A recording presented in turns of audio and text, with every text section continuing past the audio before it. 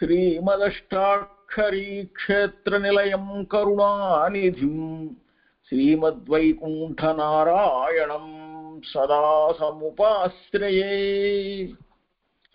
శ్రియకాంతోనంతో వరగుణగణైకాస్పదవపుః హతాశిషావద్యః పరమః పదో వాంగ్మనసయోః అభూమి భూమిర్యో నతజనదృశాం ఆదిపురుషో మనస్తత్పదాబ్జే పరిచరణసక్తం భవతు మే.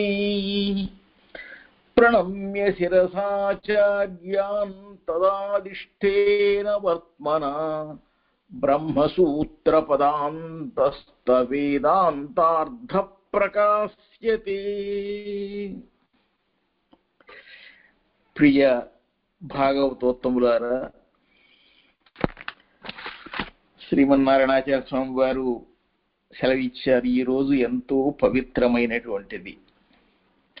మన శ్రీ వైష్ణవులకందరికీ కూడాను,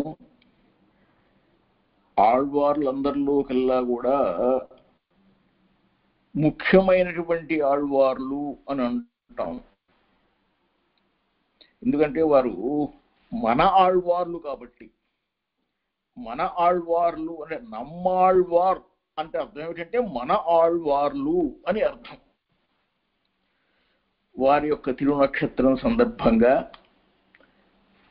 మనం ఈరోజు వేదాంత దీపంలో ప్రథమాధ్యాయం పూర్తి చేసుకుని ద్వితీయాధ్యాయంలోకి ప్రవేశిస్తున్నాం. ఈ ద్వితీయాధ్యాయంలో ఏం చెప్పబోతున్నారు అనే విషయాన్ని ఒకసారి తెలుసుకుని మనం అందులో ప్రవేశిద్దాం. మనకింతకు ముందు ప్రథమాధ్యాయంలో 1, 2, 3, 4 అనేటువంటి 4 పాదాల్లో కూడాను ఏం తెలియజేస్తున్నాము? నిన్న చెప్పుకున్నాం. ఆ పరమాత్మ యొక్క స్వరూపాన్ని ప్రతిపాదించేటువంటి ఆ ప్రథమ ద్వితీయ అధ్యాయాలు ముందుగా ఏమని చెప్పినాయి?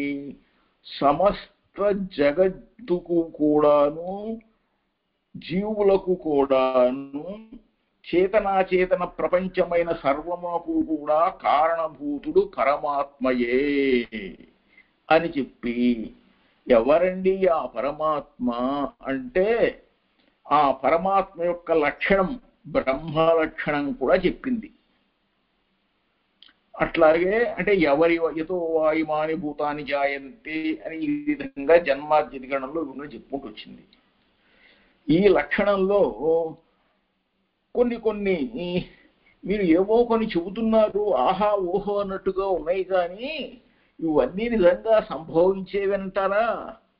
అవేమీ అంత సంభవం కాదేమో, అసంభవమేమో అనే ఒక సందేహం వచ్చేటట్టయితే అటువంటి సందేహం అనేటువంటిది మీ దేహాన్ని నుంచి దూరం చేయండి అని చెప్పి ఆ అసంభవ అనేటువంటి శంకను నివారించారు.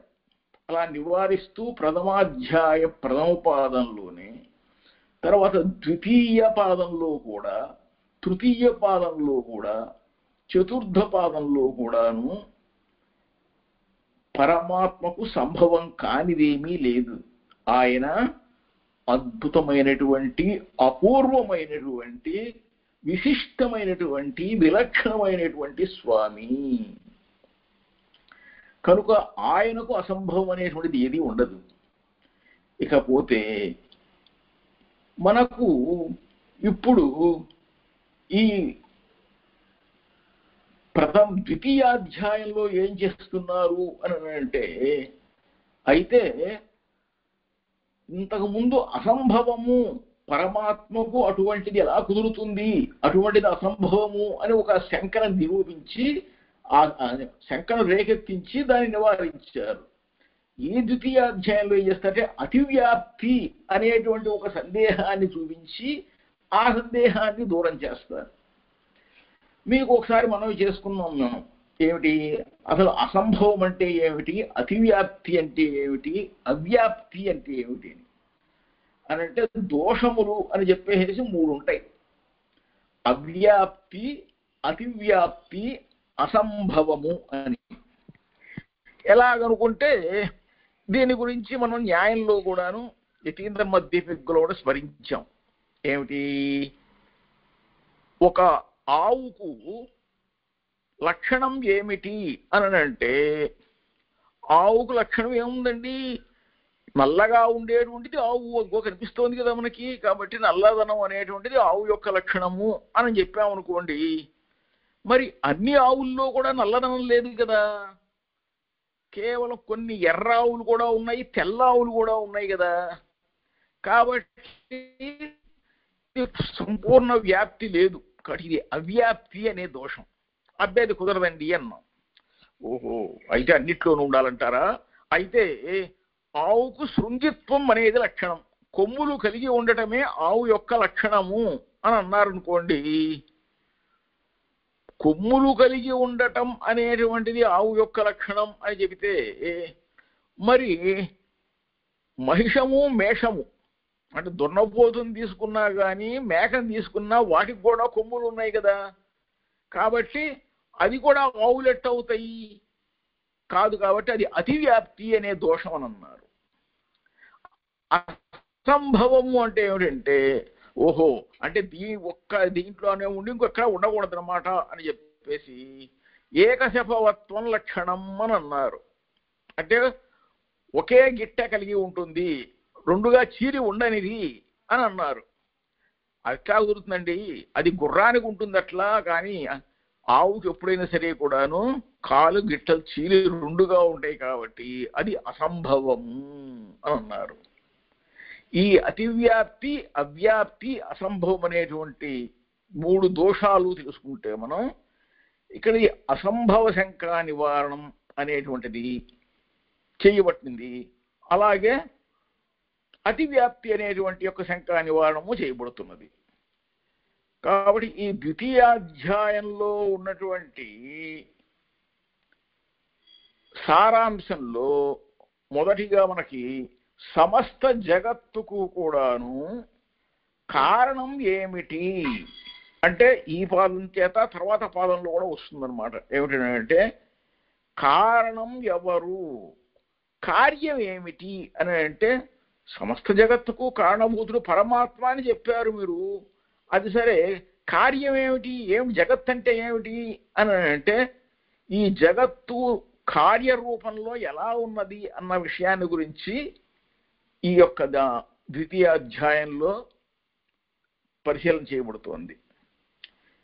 దాన్ని ఆహ్వానం చేస్తూ స్మృత్యధికరణం అని అన్నారు అన్నమాట. ఈ స్మృత్యధికరణం అనేటువంటి దాంట్లో స్మృత్యధికరణం చెబుతూ కూడా మళ్ళీ ముందుకు వచ్చి దాంట్లో ఉన్న వెనకటి దాన్ని ఒకసారి మళ్ళీ స్మరిస్తున్నారు.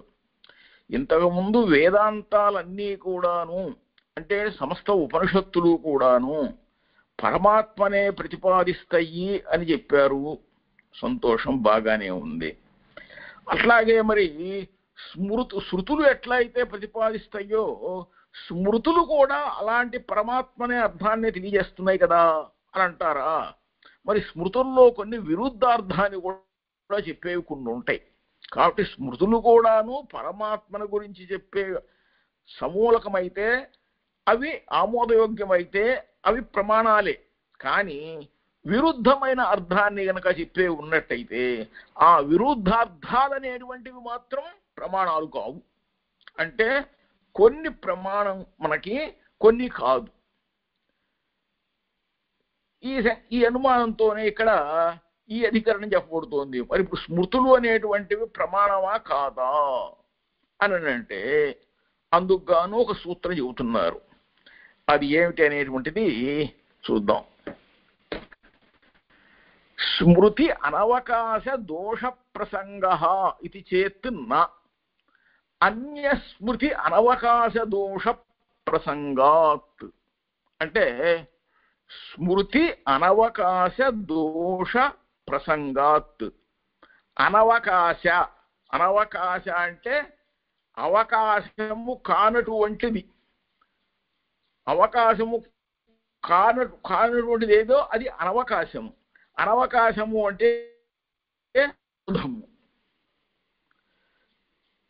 ఆ విరోధం యొక్క ప్రసంగాత్ అంటే అనవకాశ ప్రసంగాత్ అంటే విరోధము యొక్క ప్రసక్తి కలగటం వల్ల. అంటే ఏమిటి?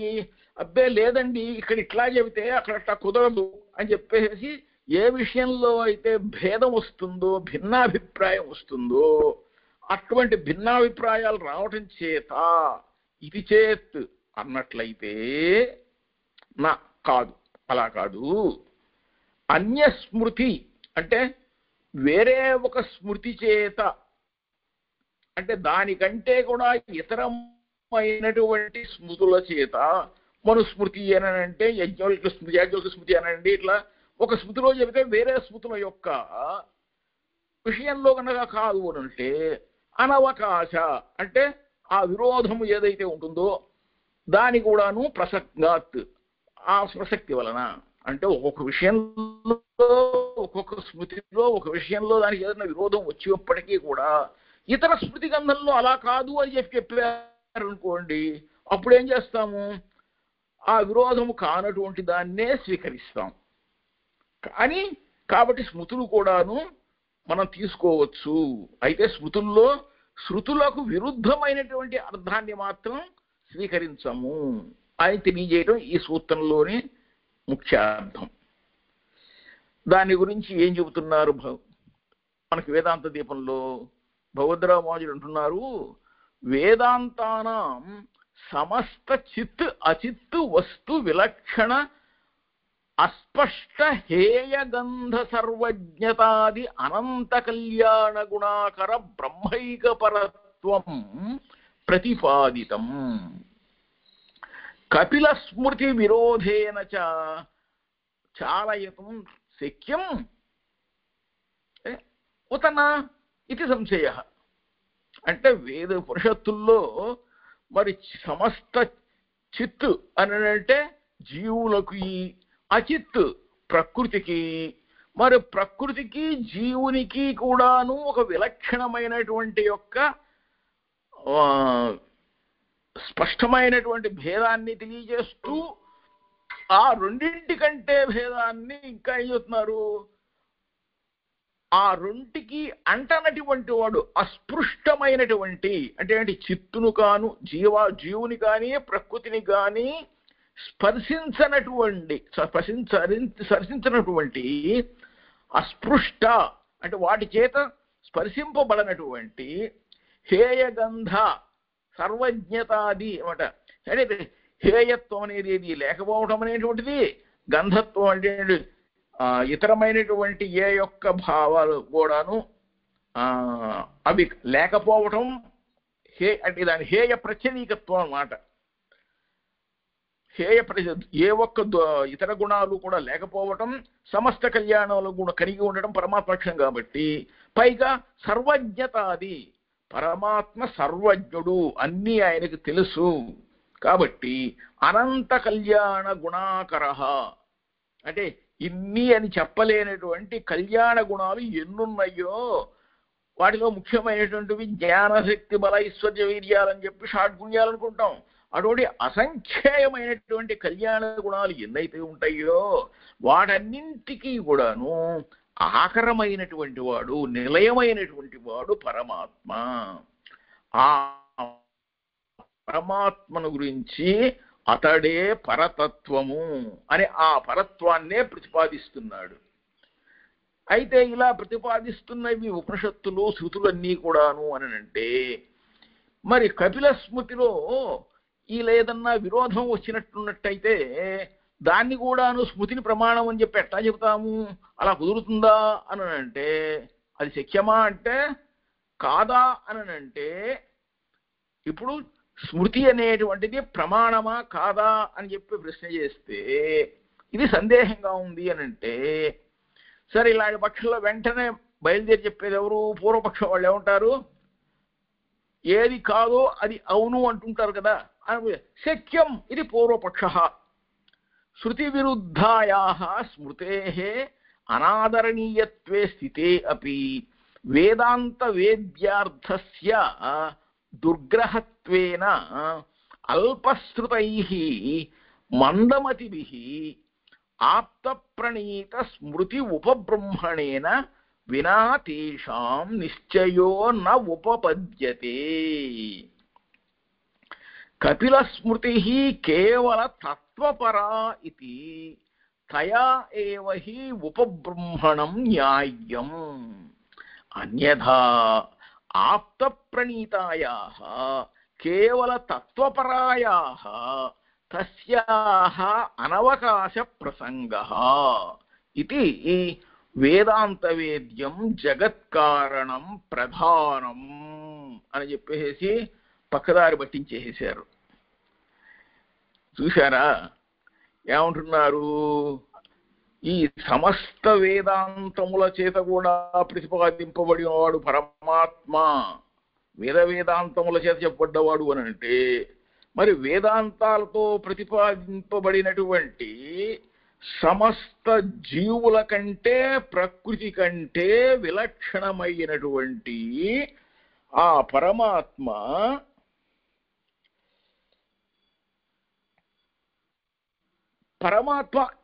ఏ దోషము లేనివాడైనప్పటికీ ఏ ఇతరుల యొక్క అంటే ఏ జీవుల దోషము కానీ ప్రకృతిలో ఉన్నటువంటి యొక్క ఏ దోషం కానీ ఆయనను స్పర్శించినట్లయితే మరి ఆయనకు కూడా దోషం అంటుకుంటుందా అంటే వీటి చేత ఆయన స్పర్శింపబడడు. కాబట్టి ఈ స్పర్శింపబడడు అనేటువంటి ఒక దోష సంబంధం అనేటువంటిదే ఆయనకి లేదు. కాబట్టి వీటికంటే ఇతరంగా ఉన్నటువంటి సర్వజ్ఞుడైనటువంటి ఆ పరమాత్మ అనంత స్వరూపుడు, అనంతమైనటువంటి కళ్యాణ గుణములన్నింటికీ కూడా ఆకరమైనటువంటి వాడు.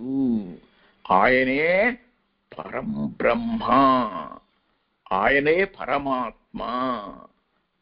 అందువలన కాపిల స్మృతి అనేటువంటిది ఏదైతే ఏదన్నా అలా కాదు ఇలా అని చెప్పేసి ఆయన కొంచెం విరోధంగా చెప్పినట్టయితే ఆ విరోధాన్ని ఏం చేస్తారు? మరి కాపిల స్మృతి అనేటువంటిది ఇక్కడ మరి ప్రమాణం ఎట్ట అవుతుంది? కొంచెం ఇబ్బందిగా పెట్టింది కదా అని అంటే ఆ సందేహం వచ్చింది అని అంటే, అయ్యా కాపిల స్మృతి చెప్పినా ఎవరు చెప్పినా కానీ శృతి విరుద్ధంగా ఉంటే స్మృతి వాక్యం అనేటువంటిది అనాదరణీయమే. అయినప్పటికీ కూడాను వేదాంతముల చేత మనం ఏదైతే తెలుసుకోదగినటువంటి అంటే శృతి స్మృతి ఇతిహాస పురాణ ప్రమాణముల చేత ఏదైతే ప్రతిపాదింపబడిందో దాన్నే గనక స్మృతులు చెప్పబడినట్లయితే అందులో ఉన్న యథార్థార్థాన్ని మందమతులు తెలుసుకోలేరు. కొందరు వాళ్ళు తెలుసుకోలేక ఏదో విధంగా చెబుతుంటే నాయన నీకు అర్థం కాలేదనుకుంటుంది, అదిగా దాని భావం ఇది అని చెప్పే విధంగా కొన్ని స్మృతి గ్రంథాల్లో రహస్యాలు ఉంటాయి. కాబట్టి ఈ శృతిలో చెప్పినటువంటి వాక్యాలను స్మృతుల చేత విశదీకరింపబడటం అనేటువంటిది జరుగుతుంది. అది స్మృతుల యొక్క లక్షణం. అట్లాగే మనకు ఈ ఒక మహర్షుల చేత చెప్పబడినటువంటి ఈ యొక్క తత్వము కేవల తత్వ ప్రతిపాదకమేనా, లేకపోతే కాపిల స్మృతి వలె కూడాను అవకాశం ఉందా ఇతర దోషాలకి అని చెప్పేసి ఏదో విధంగా కెలుకుతూ ఉంటుంటారు అన్నమాట. అట్లా ఎలా చేయటం వస్తుందా? కాబట్టి అట్లా అనుకుంటే అలా ఇలా కాకుండా రెండింటికి కూడాను మూల జగత్తే కారణం ఉంటాం కదా. జగత్తే కారణం అంటే పోలా, జగత్ కారణమైనటువంటి ఆయన్ని ఏదో ఇంకో ఆయన్ని చెప్పే బదులు జగత్తే కారణము అని చెబుతుంటే ఉంటుంది. కాబట్టి ప్రధానమే కారణము అని చెప్పి పూర్వపక్షం చేస్తూ ఉంటారు. అంటే దానికి అలా కాదండి అని చెప్పేసి చక్కగా సమాధానం చెప్పడమే కదా మరి మన భగవద్రామానుజుల యొక్క ఇది లక్షణం చూతారనమాట. ఏమిటంటే శృతి విరుద్ధాయాః స్మృతేః అనాదరణీయత్వే స్థితే అపి వేదాంత వేద్యార్థస్య దుర్గ్రహత్వేన అల్పశ్రుతైః మందమతిభిః ఆప్తప్రణీత స్మృతి ఉపబ్రహ్మణేన వినా తేషాం నిశ్చయః న ఉపపద్యతే.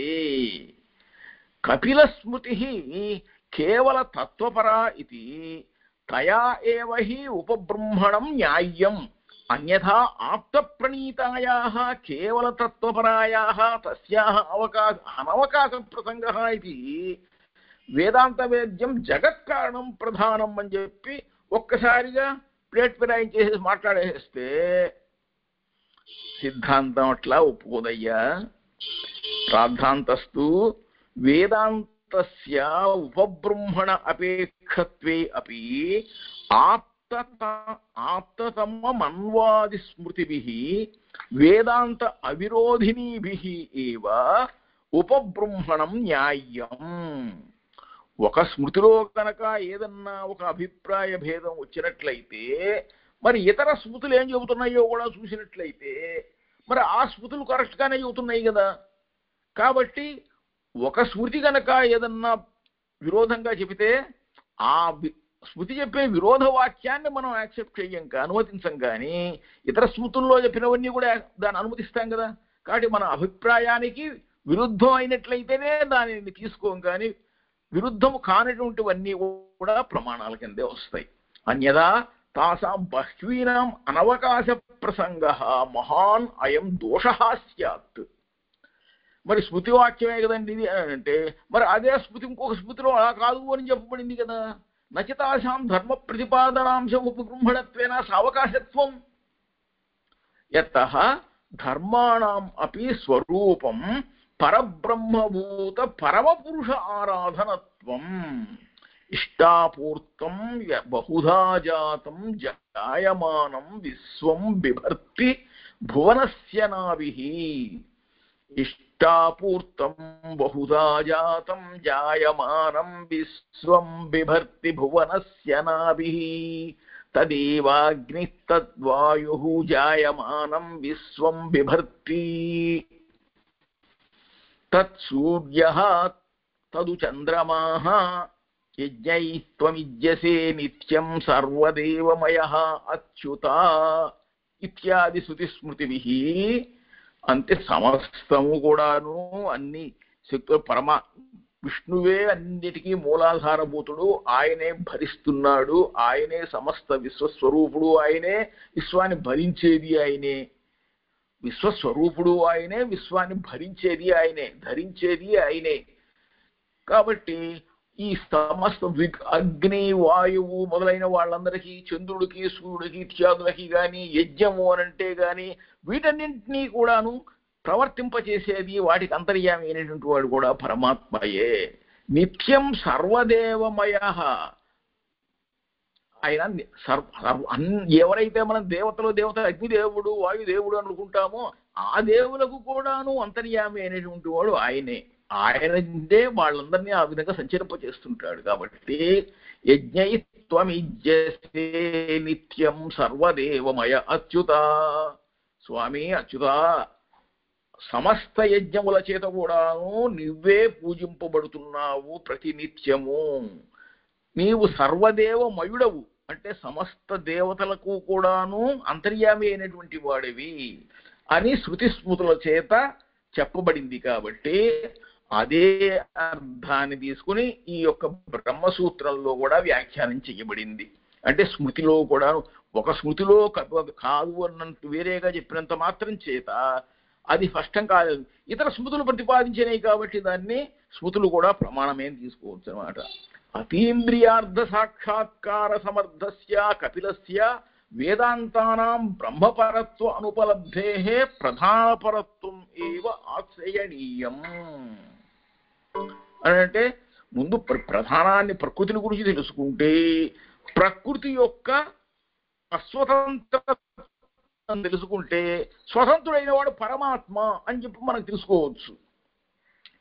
అయినా మరి ఈ కపిల వేదాంతాల్లో కూడాను ఈ కపిల స్మృతుల్లో కూడా ఏం చేస్తున్నారు, వేదాంతంలో ఉన్నటువంటి బ్రహ్మపరత్వాన్ని పరమాత్మయ కారణమనే చెబుతున్నాడు కదా. కానీ ప్రధానాన్ని గురించి చెబుతున్నారు అంటే ప్రధానం కూడాను ఆయనకు ఆశ్రయణీయమైనటువంటిదే.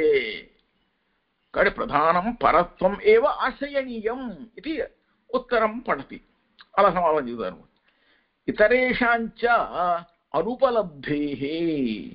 ఇతరేషాం అంటే ఇతర స్మృతీనాం, మనుస్మృతి ఇత్యాదీనాం వేదవిత్ అగ్రేసరాణం సర్వ అతీంద్రియార్థ సాక్షాత్కార సమర్థానాం ప్రధానపరత్వ అనుపలబ్ధే బ్రహ్మపరత్వ ఉపలబ్ధేశ్చ బ్రహ్మపరత్వం ఏవ ఆశ్రయణీయం. మనుస్మృతిలోను యాజ్ఞవల్క్య స్మృతిలోను ఇత్యాదుల్లో వేద విదగ్రేసరులందరూ వాళ్ళు కాబట్టి మహర్షులు కాబట్టి వారు సర్వ ఇంద్రియాలను అంటే సర్వేంద్రియాల కంటే కూడా అతీతంగా వాళ్ళు పరమాత్మను సాక్షాత్కరింపజేసుకోగలిగిన సమర్థులైన వారు కనుక వారు చెబుతుంటారు. అది అప్పుడు ప్రధాన పరత్వమైనటువంటిది ఎక్కడా కూడాను నా ఉపలబ్ధేహే కుదరదు, అది సంభవం కాదు. కాబట్టి బ్రహ్మపరత్వం అనేటువంటిది సంభవం అవుతుంది. కాబట్టి బ్రహ్మపరత్వం ఏవ ఆశ్రయణీయం. వేదాంత ప్రతిపన్నార్థ విరుద్ధాయాస్తు కపిల ఉపలబ్ధే భ్రాంతి మూలైత్వం కల్పయితవ్యం. అదేదో అక్కడ అట్లా చెప్పారు అంటే ఆ సందర్భంలో ఓ తాతగా చెబుతారనమాట, నాకు నువ్వంటేనే ఎక్కువ ప్రేమరా, మీ నాన్నంటేనే ఎక్కువ ఇష్టం అంటే అని మనవడితో చెబుతాడు. ఎందుకనంటే ఓహో మా నాన్నంటేనే నీకు ఎక్కువ ఇష్టమా అని చెప్పేసి ఆ మనవడికి బాగా ఆనందం కలుగుతుంది. చూసావా మా పెద్దనాన్నల కన్నా కూడా మా బాబాయిల కన్నా కూడా మా నాన్నంటే చాలా ఇష్టంట, ఆహా ఓహో తాతయ్య నువ్వు ఎంత మంచివాడివి అనేటువంటిది కల్పించాలని. మీ నాన్నంటే నాకు చాలా ఇష్టం రా అంటాడు తాత. మరి తాతగారు చెప్పిన మాట సత్యమా అంటే సత్యమే. అలా అని చెప్పేసి మిగిలిన వాళ్ళందరూ కూడాను తక్కువ ఏమాత్రం కాదు. ఈ పిల్లవాడిని సంతోషపెట్టడం కోసం ఇలా చెబుతాడు. ఆయన అందరితోనూ అలాగే చెబుతాడు. ఎందుకంటే అందరినీ పోషించేటువంటి తాతగారు మరి మూలాధారభూతుడు కదా, ఆయన అట్లాగే చెబుతాడు. ఆయన ఏది ఉండదు అనమాట. అట్లాగే ఒక్కొక్క దాంట్లో ఒక్కొక్క రకంగా చెబుతారన్నమాట. అందులో అవసరమైతే ఏమన్నా చిన్న చిన్న అబద్ధాలు కూడా చెబుతుంటుంటారు. కారణం ఏమిటి అని అంటే వాళ్ళకి కావాల్సింది అక్కడ సంభవించాలి కాబట్టి. ఆ విధంగా మనకి మిగిలిన చోట్ల చెప్పబడినటువంటి స్మృతి గ్రంథాల విషయాలు తీసుకున్నట్లయితే అది మనకి సరిపోతుంది. ఏతేన యోగ ప్రత్యుక్త. మరి ఈ విధంగా అయితే సాంఖ్యంలో లాగా ప్రకృతిని లాగా ఇట్లా చెప్పినట్టయితే కొందరు యోగమే సమాధానం, యోగమే ముఖ్యమైనది, యోగ మార్గంలోనే సాధించాలి అని చెప్పి అంటారు కదండి. అంటే చెబుతారయ్యా అంటే 3 రకాలు ఉంటాయ్యా. ఇక్కడి నుంచి ఢిల్లీ వెళ్ళాలంటే ఏం చేయాలి అని అంటే టికెట్ కొనుక్కోవాలి అని చెబుతాం. ముఖ్యం నిజమే, ముఖ్యమైనది ఏదో చెప్పండి అంటే టికెట్ కొనుక్కోవడం ముఖ్యమా అంటే టికెట్ కొనుక్కోవడం ముఖ్యమే అంటే టికెట్ కొనుక్కున్నా వెళ్ళిపోయి విమానం ఎక్కడం ముఖ్యమే, లేదా రైలు ఎక్కడము ముఖ్యమే, ఎక్కిన తర్వాత సరిగ్గా కూర్చోవడము ముఖ్యమే, అన్నీ ముఖ్యమే. కానీ ఇది ముఖ్యమండి అని చెప్పానంటే అన్ని యోగ దర్శనం కూడా ఏం చేస్తుందనంటే ముందు కర్మయోగాన్ని గురించి చెబుతుంది, మరి ఆచరించాలి కాబట్టి. కాబట్టి యోగ వేదాంతానాం యోగస్మృతి ఉపబ్రహ్మణం న్యాయం ఉతనా ఇది సంశయ అని అంటున్నారు అనమాట. ఈ ఉపనిషత్తులకి యోగ గ్రంథాలు స్మృతి గ్రంథాలు అనేటువంటివి ఆధారంగా ఉండడం అనేటువంటిది ఇదేమన్నా న్యాయమైనా కాదా అని అంటే న్యాయం ఇది పూర్వపక్ష.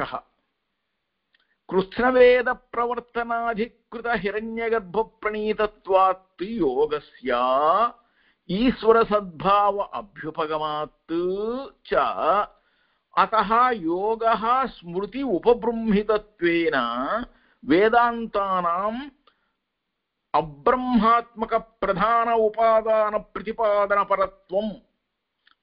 కాసేపు అట్లా అంటారు, కాసేపు ఇట్లా అంటారు అన్నమాట.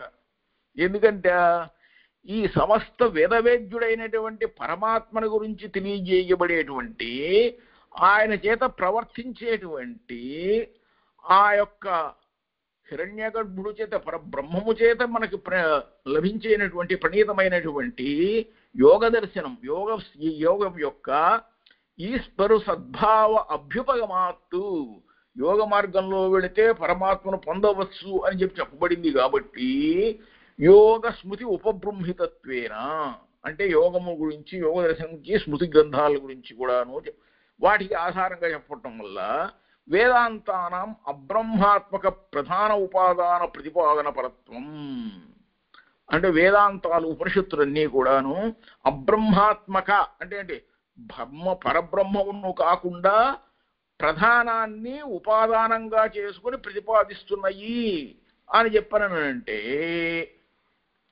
అలా కాదు నాయన. రాద్ధాంతస్తు కపిల స్మృతివత్ వేద విరుద్ధత్వ అవిశేషాత్ అనాదరణీయా ఏవ యోగ స్మృతి. ఎట్లయితే కపిల స్మృతిలో ఉన్న అభిప్రాయ భేదాన్ని విరుద్ధము అని చెప్పి మనం కాదన్నామో, అలా అని చెప్పి అన్ని స్మృతి గ్రంథాలని మనం కాదనలేదు కదా. వేదాంతార్థానికి అనుకూలమైనటువంటి సమర్థనీయమైనటువంటి అర్థాన్ని చెప్పేదాన్ని మాత్రం ఆదరించాం, కానీ అనాదరణీయమైనటువంటి వాటిని మాత్రం ఎట్టి పరిస్థితుల్లో అనుమతిస్తారు అనమాట. హిరణ్యగర్భస్య అపి క్షేత్రజ్ఞత్వేన భ్రమ సంభవాత్తు అంటే హిరణ్యగర్భుడికి కూడా అతడు కూడా క్షేత్రజ్ఞ జీవుడు అనేటువంటి ఒక భ్రమ కల్పించడం వల్ల యోగ స్మృతి కూడాను ఒక భ్రాంతి మూలకత్వం అవుతుంది. కాబట్టి అందరూ జరిగింది అని చెప్పి చూసినమాట. మరి అయ్యో బ్రహ్మ కూడాను ఏం చేస్తాడు, ఒక్కొక్కసారి యోగ సత్యగతం ఏం చేస్తాడు, నన్ను రక్షించు అని చెప్పి భగవంతుడినే ప్రార్థిస్తాడు. మరి అతనే ఎందుకు రక్షించుకోడు తన తాను అని అంటే అందరికీ వాళ్ళకి కూడాను పరమాత్మయే రక్షకుడు కాబట్టి ఆ సంగతి మర్చిపోయి అంతా ఈయనే ముఖ్యమేమో అని చెప్పేసి ఒక భ్రాంతిలో పడిపోయి ఇట్లానే చూస్తుంటుంటారు అన్నమాట. అలా అని చెప్పేసి సూత్రం వ్యాఖ్యాతం. నా విలక్షణత్వాత్ అస్య తథాత్వంచ శబ్దాత్తు.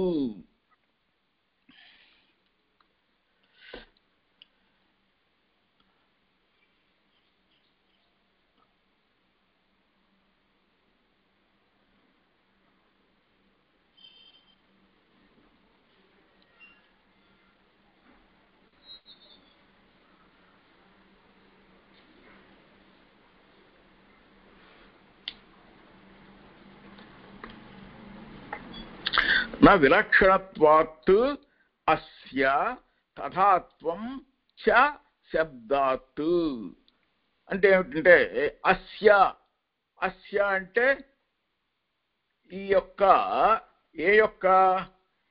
సరిగ్గా అర్థం చేసుకోకపోవటం వల్ల అజ్ఞానమైనటువంటి దాని యొక్క అసుఖం ఏంటి ఇది ఏ సుఖము అనుకుంటుంటారు చూసారా, అదే సుఖము అనుకున్నట్టయితే అదే సుఖంలా కనబడుతుంది. కాబట్టి అటేంటి చిరచిత్తులతో కూడి ఉండటమే, ప్రకృతితో కూడి ఉండటమే సుఖము అని అనుకునేటట్టయితే దాని అందే ముఖ్యం అనుకునేటువంటి వాడు దాంట్లోనే లీనమైపోయి ఉన్నటువంటి వాడికి ఎట్లా ఉంటుంది?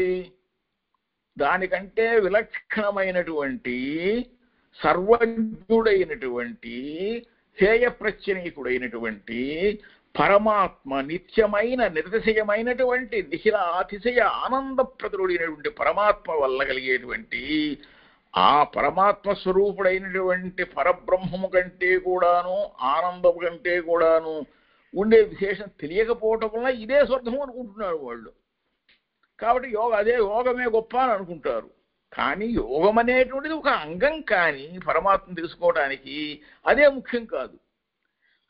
అంటే అది విలక్షణం వలన సమస్త బ్రహ్మకారణత్వమైనటువంటి ఈ ప్రతిపాదన దేనికి సంబంధించి అంటే వేదాంతాలు పరమాత్మనే సంభవింపజేస్తాయి, కానీ పరమాత్మేతరమైన వాటిని చెప్పటం అయితే మరి చెప్పవా అంటే చెబుతాయి. అవి జీవుని గురించి చెబుతుంది, ప్రకృతిని గురించి కూడా చెబుతాయి, కానీ వాటిని ముఖ్యము అని చెప్పడం లేదు అక్కడ. వాటికంటే విలక్షణమైన వాడు పరమాత్మ అని చెప్పేసి శబ్దాత్ అంటే శృతి వాక్యం వలన మనకి తెలుస్తోంది. అంతేగాని కేవలం ప్రత్యక్షంగా మనకి కనిపిస్తున్నది ఏదైతే ఉందో ఇదే అన్నట్టు తెలియబడేటువంటిది కాదు. అందుకని చెప్పన్నారు ఏన విజ్ఞానంచ అవిజ్ఞానంచ అన్నాడు. ఆశృతి అంటే ఏదైతే మనకు తెలుసు అనుకుంటామో అది తెలియంది కూడా ఉంటుంది. మరి ఏదైతే తెలియదు అనుకుంటామో అది అక్కడ మనకి తెలియబడలేదు, కానీ తెలియవలసిందే. కాబట్టి ఈ చిత్తు అచిత్తు అంటే చేతనము అచేతనము అయినటువంటి ప్రకృతి జీవుడు ఇద్దరు కూడాను జ్ఞానము అని చెప్పబడతాడు, అవిజ్ఞానము అంటారు. అంటే విజ్ఞానము అని అవిజ్ఞానము అని చెప్పేసి రెండు రకాలుగా ఉంటారు. కాబట్టి ఆయన అనీశయా శోచతి ముహ్యమాన. ముహ్యమాన అంటే ముహ్యం నామ మోహ. మోహ అంటే అర్థం ఏమిటి అంటే ముహుర్ముహుత్వం మోహ. దేంట్లో ఏదైతే పట్టుకుంటాడో దాన్నే గురించి కొట్టుకుంటుంటాడు అనమాట. ముహుర్ముహు మళ్ళీ మళ్ళీ మళ్ళీ ఇంకోసారి ఇంకోసారి ఇంకోసారి అన్నట్టుగా దాని మోహత్వం అంటారు అనమాట. ఆ మోహం చేత వాడు ఏం చేస్తున్నాడు, ఆహాహాహా ఇంకోసారి కావాలి ఇంకా కావాలి నాకు అన్నట్టుగా ఇంకా దుఃఖిస్తున్నాడు. శ్లేష్మంలో పడ్డ ఏగలాగా గిలగలు కొట్టుకుంటున్నాడు.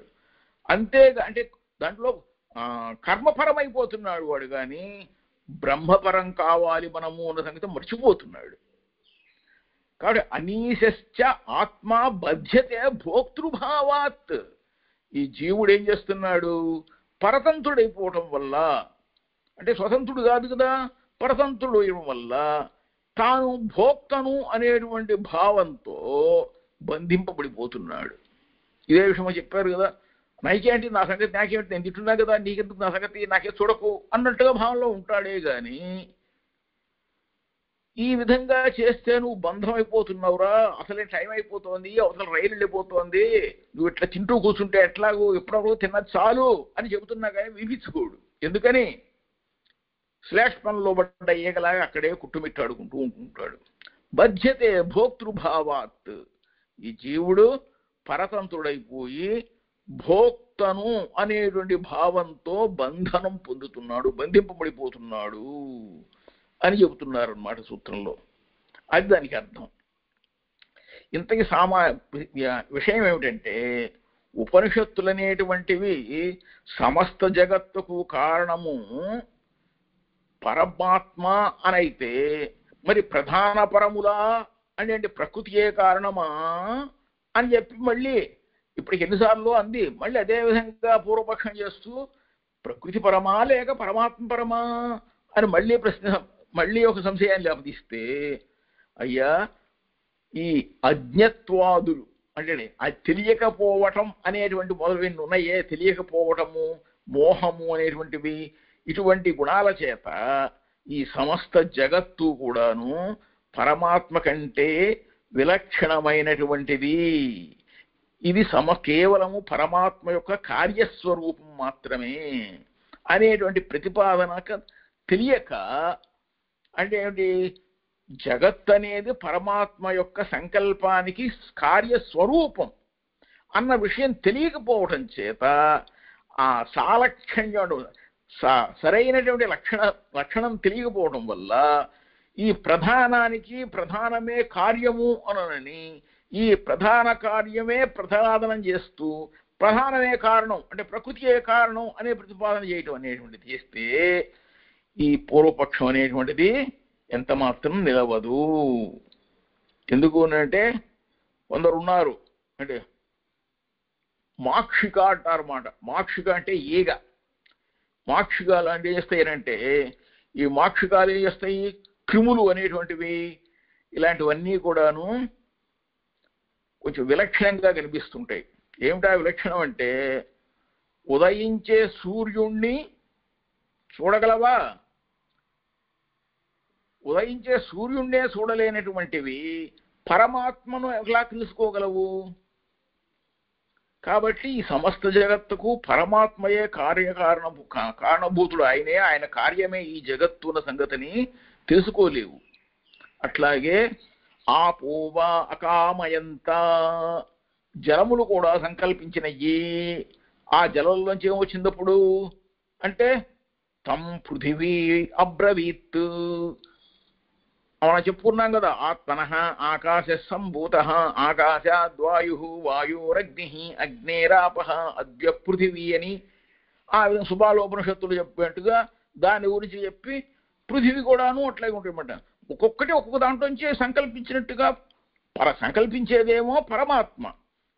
వాటి వల్ల ఇవన్నీ కూడా ప్రవర్తిస్తుంటాయి. ఇవన్నీ కూడా అసలు నిమిత్త కారణం కూడా కాదు, ఉపాదాన కారణం అసలే కాదు అని రెండూ కూడాను పరమాత్మయే అని చెప్పి తెలియాలి. అది తెలియకపోవడం వల్ల వీటి యందు భావాన్ని వీళ్ళు తెలియజేస్తుంటారు అన్నమాట. అందువలన సమస్తము కూడాను అంటే విజ్ఞా వింజనం సర్వం కూడాను పరమాత్మకే చెందుతుంది. ఇది కేవలం మాక్షికాదిభ్య కిమ్యాదీనాం విలక్షణానాం ఉత్పత్తి దర్శనాత్ బ్రహ్మ విలక్షణస్య జగతః తత్ కార్యత్వం సంభవతి ఏవా ఇది సూత్రార్థస్తు అజ్ఞత్వేన అసుఖత్వేన చ ఉపలబ్ధస్య చ అస్య చిత్ అచిత్ మిశ్రస్య జగతః సర్వజ్ఞాత్ హేయ ప్రత్యనీకాత్ నిర్తిశయ ఆనందాత్ పరమాత్మనః బ్రహ్మణః విలక్షణత్వేన జగతః బ్రహ్మకార్యత్వ ప్రతిపాదనం వేదాంతానాం న సంభవతి. తథాత్వం విలక్షణత్వం చ శబ్దాత్ అవగమ్యతే న కేవలం ప్రత్యక్షాత్. ఉపలభ్య విజ్ఞానం చ అవిజ్ఞానం చ అనీశయా శోచతి ముహ్యమానః అనీశశ్చ ఆత్మా బధ్యతే భోక్తృభావాత్ ఇత్యాది. ఆపో వా అకామాయంతా తం పృథివీం వ్యబ్రవీత్ ఇత్యాదౌ చ పృథివ్యాదేః అపి జ్ఞానకార్యం వ్యపదిశ్యతే. తస్మాత్ అవిజ్ఞానం చ ఇతి ఏతత్ అన్యపరం ఇతి అతః ఉత్తరం పఠతి. ఇప్పుడు పృథివీ సంకల్పించింది అని అంటే, జలము సంకల్పించింది అని అంటే, అగ్ని సంకల్పించింది అంటే అవి సంకల్పించినయనే అర్థం. అవి సంకల్పించినట్టు కాదు, వాటికి అంతర్యామి అయినటువంటి పరమాత్మ సంకల్పించడం వలన అవి ఆయా విధంగా ప్రవర్తిస్తున్నాయి అన్న విషయం తెలిస్తే, అయ్యో మరి ఇట్లాగే చెప్పారు కదండి, అగ్ని చేసింది ఇదంతా కాబట్టి అగ్ని ఏ కారణం, పృథివీ ఎంది కాబట్టి పృథివీ ఏ కారణం, జలం అన్న సంకల్పించింది కాబట్టి జలం ఏ కారణం అని అంటే, వీటన్నింటికీ కూడాను వాటికంటే అన్యపరం, వాటన్నింటికీ అంతర్యామైనటువంటి పరమాత్మపరమైనటువంటిది ఇది అనే విషయాన్ని గురించి చక్కగా తెలియజేస్తుందన్నమాట. అభిమాని వ్యపదేశస్తు విశేష అనుగతిభ్యాం. ఈ సూత్రం నుంచి రేపు చూసుకుందాం మరలా. అభిమాని వ్యపదేశస్తు విశేషానుగతిభ్యాం అని అంటే ఏంటి? తూ అనే ఒక శబ్దం చెప్పడం ఏంటంటే ఇక్కడ ఇది విషయం ఏం చూస్తుంది అనే విషయాన్ని గురించి చోద్యం అనే దాన్ని నివారిస్తోంది అని చెప్పేసి తెలియజేస్తుంది అని చెప్పినట్టారు అనమాట. ఈ 443 సూత్రాల గురించి రేపు ఆలోచిద్దాం. శ్రీమతే రామానుజాయ నమః.